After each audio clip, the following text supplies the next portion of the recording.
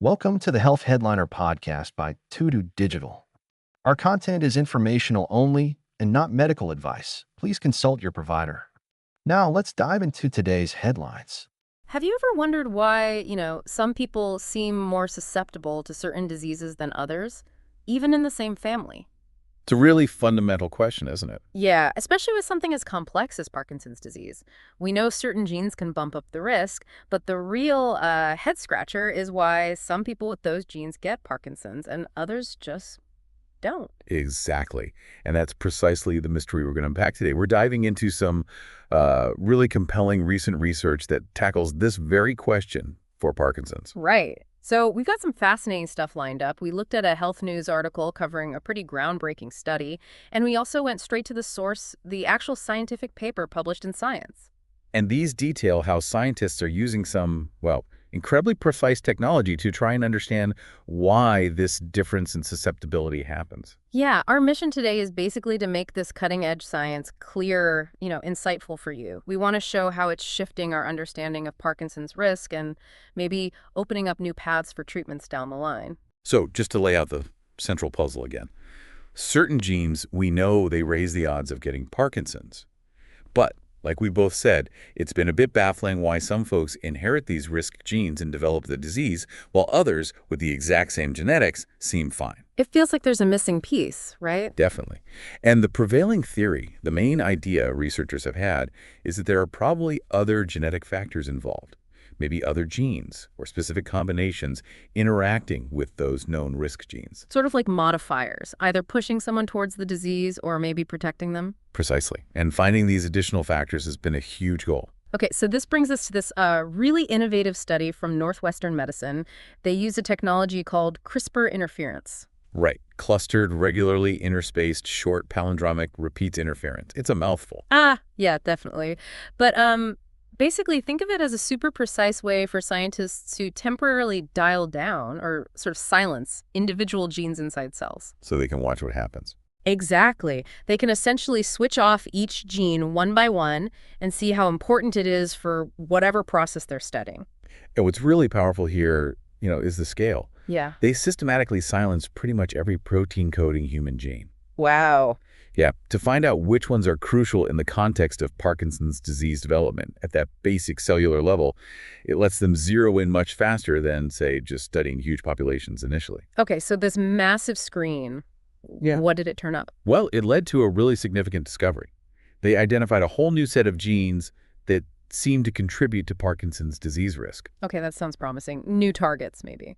Potentially, yes. And one of the most intriguing finds was this group of 16 proteins that all work together. They called it the commander complex. The commander complex. Yeah. Okay, what's special about it? What's interesting is that it seems to have this previously unknown job transporting specific proteins to the lysosome. The lysosome. Remind us quickly what that does. Sure. The lysosome is basically the cell's recycling center. Its main job is breaking down waste materials, old cell parts, things the cell doesn't need anymore. It's vital for keeping the cell clean and running smoothly. Got it. Cellular housekeeping. And there's already a known link between the lysosome and Parkinson's, right? Yes, absolutely. We've known for a while that people with harmful changes, variants, in a gene called GBA1, that's GLUCEREBRSIDASEBETA1, they have a higher risk of Parkinson's and also a related condition, dementia with Lewy bodies.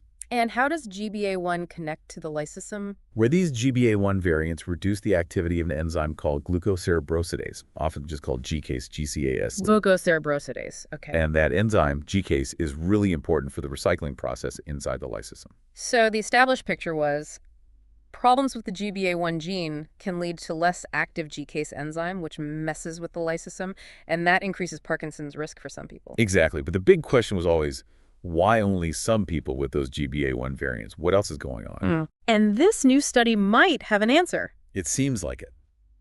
The study found that these commander complex genes and the proteins they make specifically affect GCase activity within the lysosome. So the commander complex is like a helper for the GCase enzyme. It seems that way. It looks like it plays a role in making sure GCase can do its job properly inside the lysosome. Okay, that's a new layer. Did they only see this in lab cells? No, and this is important. They checked if these findings held up in actual people.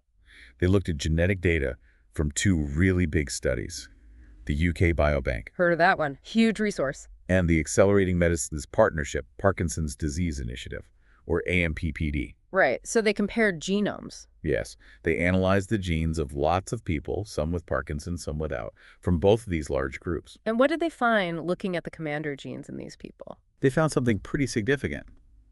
Loss of function variants, think of these as genetic changes that make the commander genes work less well, or not at all. These variants were more common in people with Parkinson's disease compared to people without it. So having a less effective commander complex seems linked to a higher risk of Parkinson's. That's what the data strongly suggests. And Dr. Dmitry Krank, who led the study, emphasized this point. He said it indicates these loss-of-function variants in commander genes actually increase susceptibility to Parkinson's. That's quite a direct link, and it really underscores how important that lysosome, that cellular recycling is, doesn't it? Absolutely. We already knew lysosome problems were a common theme in several neurodegenerative diseases, not just Parkinson's. But this study really puts the spotlight on the commander complex itself as being critical for keeping that lysosome working properly. Right. It's not just about the GCase enzyme.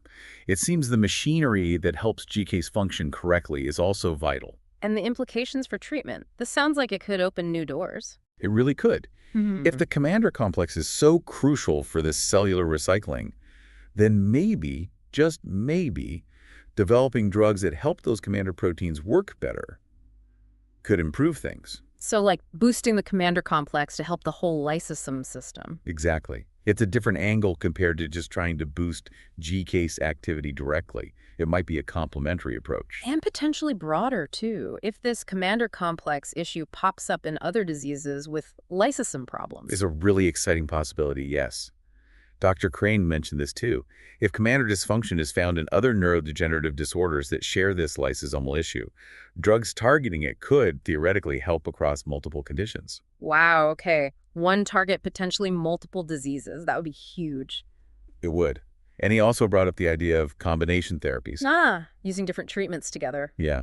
Maybe treatments targeting the commander complex could be used alongside other Parkinson's therapies, like ones aimed at boosting GCase activity directly, hitting the problem from a couple of different angles. That makes sense. Kind of a multi-pronged attack. It does sound promising. But, with any new discovery like this, we also have to talk about what we don't know yet. The limitations. Good point. It's still early days, presumably. Very much so. Yeah. The researchers themselves are clear that more work is needed. We need to figure out just how much the commander complex is involved in other diseases besides Parkinson's. These findings are compelling, but need confirmation and expansion. So more research to map out its role in other conditions. Definitely. And also more studies in different populations using different research methods just to really solidify its role in Parkinson's itself. Okay. So a significant step, but the start of a new research journey, really. Absolutely. And to hear it from the lead researcher, Dr. Crane emphasized, and I'm quoting here, our study reveals that a combination of genetic factors plays a role in the manifestation of diseases like Parkinson's disease. Meaning it's not just one gene, usually. Right, he continues, which means that therapeutic targeting of several key pathways will have to be considered for such disorders. So complex problems likely need complex or at least multiple solutions. That seems to be the message. Yeah. He also highlighted how they found this, contrasting it with traditional methods. He said, finding these factors usually involves studying tens of thousands of patients, which is challenging and costly. Right, those huge genome-wide association studies. Exactly.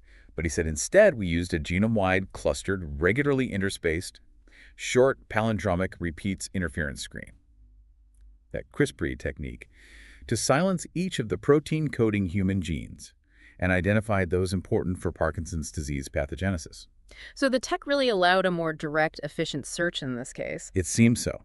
And specifically on the commander genes, he stated quite plainly, quote, "This suggests that loss-of-function variants in these genes increase Parkinson's disease risk." Pretty clear conclusion from their work. Yes, and it wasn't just the researchers. Even the editor of Science, where the paper was published, noted the importance. They pointed out that one specific part of the complex, called COMMD3, that's COMMD3, was essential for that lysosomal GCase activity. And the editor also highlighted that variants in COMMD3 were linked to increased Parkinson's risk. They suggested the whole complex seems to regulate how risky those GBA1 variants actually are. Ah, so the commander complex might be the missing link, or part of it, explaining why GBA1 risk varies between people. That seems to be the major implication, yeah. So, summing it up, this research has really uncovered a new player, the commander complex. It's vital for the cell's recycling system, the lysosome, and crucially, problems with it seem to increase Parkinson's risk, especially potentially interacting with the known GBA1 risk factor. And that discovery opens up these exciting new possibilities for therapies targeting the complex itself, not just the GCase enzyme. Exactly. It's a significant step forward in understanding the complex genetics of Parkinson's, and it offers a genuinely new direction for trying to develop treatments, potentially, as we said, even for other diseases tied to lysosome problems. It really makes you think, doesn't it? Knowing that multiple genetic factors can kind of converge on one specific process inside our cells, like this lysosomal function, it prompts a bigger question, maybe. Like what other hidden combinations might be out there? Yeah. What other combinations could be at play in conditions that just feel like these huge, insurmountable mysteries right now? It makes you wonder how future research might untangle these intricate webs. And hopefully lead to treatments that are much more personalized, much more effective, because they target the specific combination of factors affecting an individual. Exactly. A lot to think about and certainly a space to watch. Thanks for tuning in to the Health Headliner podcast by To Digital. Like and subscribe for more health news and breakthroughs. Stay healthy and informed. See you next time.